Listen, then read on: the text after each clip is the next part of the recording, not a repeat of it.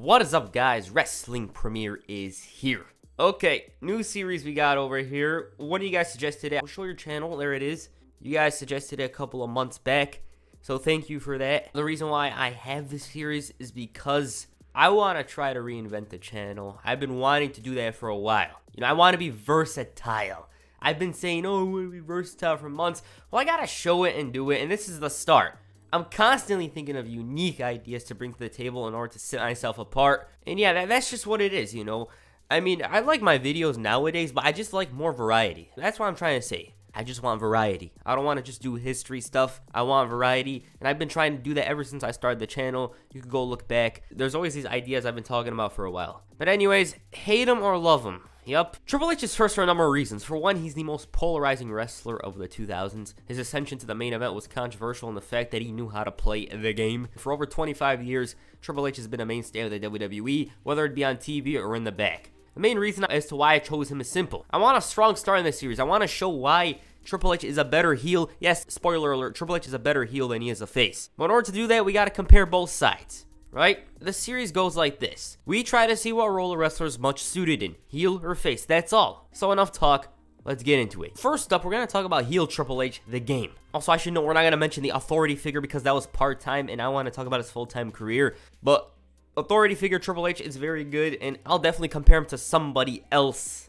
in the future. Of course, Triple H was already known as the snobby blue blood Hunter Hearst Helmsley, who was mostly a rude, sophisticated heel that fit in the new generation like a glove. And that's not the point here. After leaving DX in the dust, Triple H underwent an entire character change. He began calling himself the Game and looked out for one person and one person only, himself. This led to a very remarkable run as he captured WWF Championship gold on 3 occasions and was actually a huge highlight of the second part of the Attitude Era. So why in the hell was heel Triple H so good? This is my perspective. Triple H was good buddies with the Clique, right? He always wanted to be on the top of the mountain. Then he got punished for the little incident in MSG and he began looking at things from a totally different perspective. He felt like he was being held back, and with the heel turn, he realized that it's time to take the crown. The moment on Heat with JR defines this entire run in my eyes. He's like, you guys talk about being students of the game. Well, I'm a effing game. Once he became champion, all he was worried about was keeping the title on his waist, and because of this, he was remorseless. He was trying to kill people in order to keep the title on his waist. He was trying to take out the damn competition, and it didn't matter if you were out there feuding with someone else. If you were a threat, the game was coming after you. He was a vile human being. The other heels would do some dastardly things, but compared to Triple H, not close, except for The Undertaker and Big Boss Man. He hired somebody to run over Stone Cold, the biggest threat to his championship, managed to find his way into the McMahon family, ensuring his spot in the WWF. He had some very memorable promos and was always intense. Was he the best? No. Foley, Austin, and Rock were better than him in the promo department, but it doesn't discredit the fact that Triple H was good on the mic. During this heel run, the Game was one of the best in-ring. He sold well. I just love the way he sold the stunner, was quick, and 9 times out of 10 had the best match of the night. His in-ring psychology was second to none, and you'd be pressed to find a better wrestler in 2000. North America, I should note. Now, as time goes on, Triple H's heel character changed. He already knew that he was the Game, one of the best in the industry, but when he turned heel again in 2002, he was more cowardly, at least from my perspective. Things were mostly the same from a character standpoint. You know, he was starting to do anything to keep the title again. He surrounded himself with 3 other men, back up to keep the title on his waist, similar to the Helmsley regime. He almost killed Shawn Michaels, effed the mannequin, almost gave JR a heart attack on a weekly basis, but despite all of this, he seemed to deteriorate. Because of the fact that he was plowing through talent with no end in sight, this run is hated. Why? Because Raw starts, pyro goes off, JR and Jerry Lawler introduce themselves, and the same damn music plays. Out of the 52 weeks in a year, the majority of the episodes in 2003 started the same way.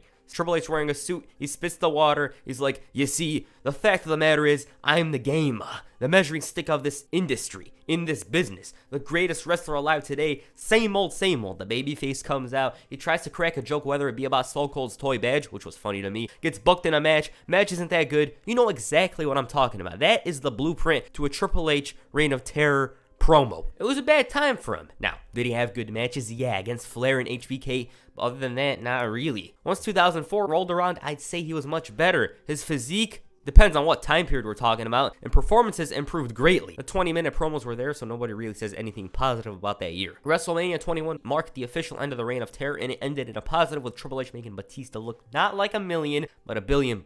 From here, Triple H was tolerable. He had a good feud with Ric Flair, got the fans to cheer him against Cena. Yup, they hated him so much that heel Triple H was a better fit in their eyes to be champ. Overall, heel Triple H was a bastard. He used Eugene in order to try and win back the title, threw him under the bus when that didn't work, kicked Orton out of Evolution because his ego couldn't handle the fact that his buddy was champ, killed Ric Flair because he felt bad for him, broke Big Show's hand. Really the total package if we look at the positives, he could work. Make the other guy, Austin, Rock, Benoit, Shelton, Batista look good. Character was excellent, but the flaws, he was booked to go through the WCW, ECW bunch of 2002 to 2003, spoke the same promo for nearly 2 years, halted a bunch of guys' momentum, and yeah, that's it. At his best 99 to 2001, Triple H is remembered as one of the greatest heels in WWE history, but at his worst, 2002 to 2004 Triple H, he is remembered as one of the worst. I mean, Greg the Hammer Valentine Triple H, yeah, that's the worst version of him. Moving on to babyface Triple H. The game rose to the top of the WWF initially as the leader of DX. In this role, Triple H was a charismatic and exciting talent.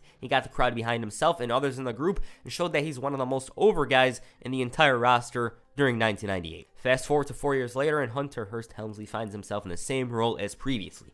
This time, he was a main eventer. The crowd was so damn happy to see him back, but his first story was with Stephanie, and it wasn't that good. He became champ and main evented WrestleMania on a night that featured a certain match much more deserving of that spot. Then to make matters worse, Hulk Hogan was so damn over that Triple H held the title for 4 weeks. He wasn't as hot as he was in the beginning of the year. Once HBK returned, the decision was made to have them feud, meaning Triple H was back to being a heel.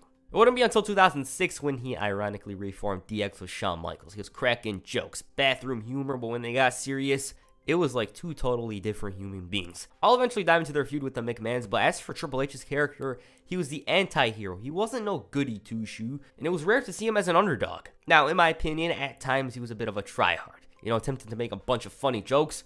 Were some of them funny? Hell yeah.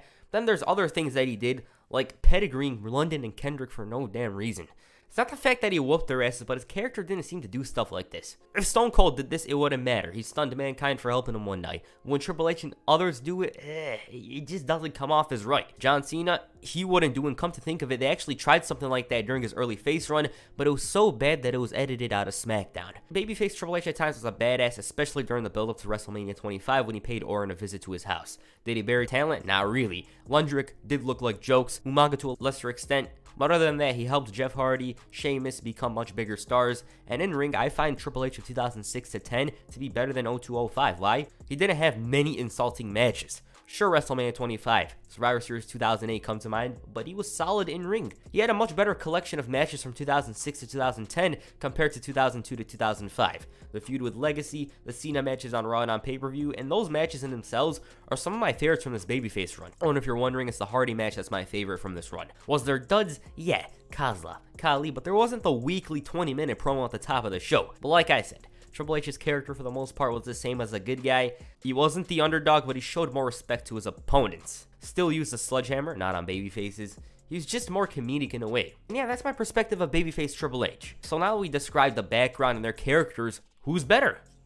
This is heel Triple H's to win. Why? Man was on top of his game as a bad guy, and that's his role. He fit that role like a glove. He couldn't be the top face of the company type guy. He just didn't have that kind of ability like Austin, Rock, and Cena. He just couldn't be number one as the good guy. He knew that Austin and Rock were much bigger, so he tried venturing into the role of being the biggest bad guy in the company. He was vile, cruel, and would literally do anything to win that title. His matches as a heel are often polarizing, and it has to depend on what era you're talking about. 99-01, best time of his career in ring. 02-04, his worst time period. Fact of the matter is, if you compare Triple H at his best as a babyface to his best as a heel, in the promo department, he wins it as a heel. In ring, he wins it as a heel. There's not a single place where I prefer babyface Triple H over heel Triple H at his best. Keyword at his best. He was never the guy. He worked with the top guy. Basically, Triple H was the perfect foil to the top guys like Austin, Rock, Benoit, Batista, all those guys.